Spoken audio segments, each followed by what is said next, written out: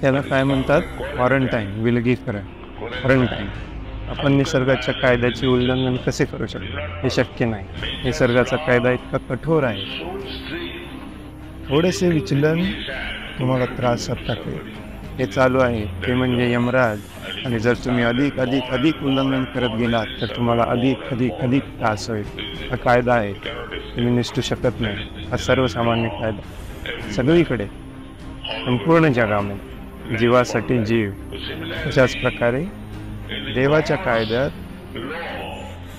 अशी कोणतीही गोष्ट नाही की जर तुम्ही एखाद्या मनुष्याला मारले तर तुम्हाला ठार मारले जाईल, आणि जर तुम्ही प्राण्यांना मारले तर तुम्हाला ठार मारले जाणार नाही. हा सदोष अपूर्ण कायदा, मानवनिर्मित कायदा. मी कित्येक कत्तलखाने चालवित आहात, आणि जेव्हा ते पाप करणं परिपक्व होतील तेव्हा युद्ध होईल, घाऊक रीतीने समाप्त. एक अणुबॉम्ब समाप्त. तुम्हाला दुःख भोगावेच लागेल. असा विचार करू नका की निष्पाप प्राणी आहेत, ते विरोध करू शकणार नाही, त्याला मारूया आणि खाऊया. नाही, तुम्हाला देखील शिक्षा होणार. तुमचे पाप कर्म जमावण्याची प्रतीक्षा करा. तुम्ही असे का विचार करता? कोणतीही शिक्षा नाही, देव नाही, हे युटोपियन आहे.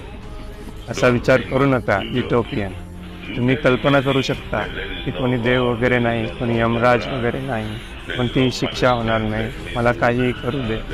ही तुमची चुकीची कल्पना आहे, परंतु ती वस्तुस्थिती नाही. मला सुरुवात करायची आहे एका क्रांतीची, देवहीन नास्तिक संस्कृतीविरुद्ध.